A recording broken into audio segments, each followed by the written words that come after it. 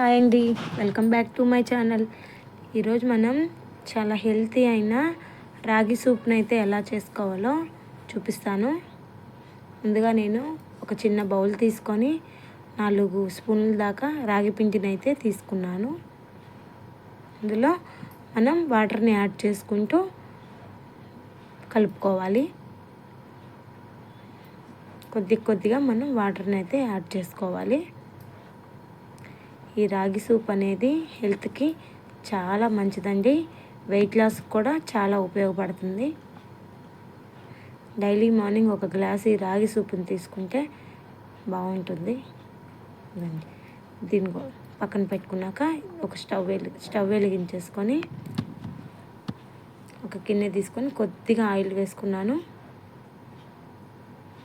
దాంట్లో కొంచెం అల్లం ముక్కలు, కొద్దిగా వెల్లుల్లిపాయ ముక్కలు,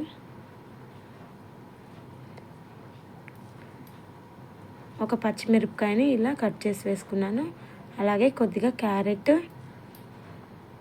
స్వీట్ కార్న్ ముక్కలు, కొంచెం బఠానీలు వేసుకొని బాగా వీటిని వేపుకున్నాను.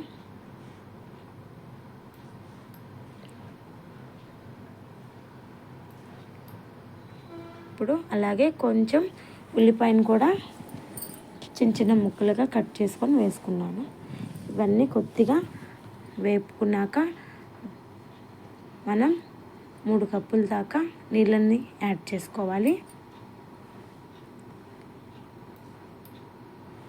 రుచికి సరిపడా ఉప్పును కూడా వేసుకోండి.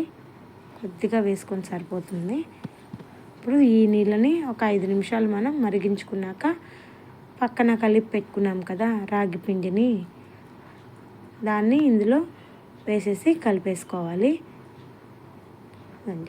రాగి పిండిని ఒకసారి మళ్ళీ కలుపుకొని ఇలా అయితే యాడ్ చేసేసుకుందాం.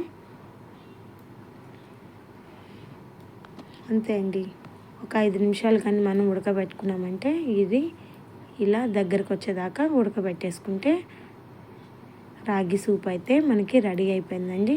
ఈ స్వీట్ కార్న్, క్యారెట్, ఈ బఠానీలు వీళ్ళ వల్ల టేస్ట్ అనేది చాలా బాగుంటుంది. లాస్ట్గా కొత్తిమీర వేసేసుకొని గార్నిష్ చేసుకుందాం.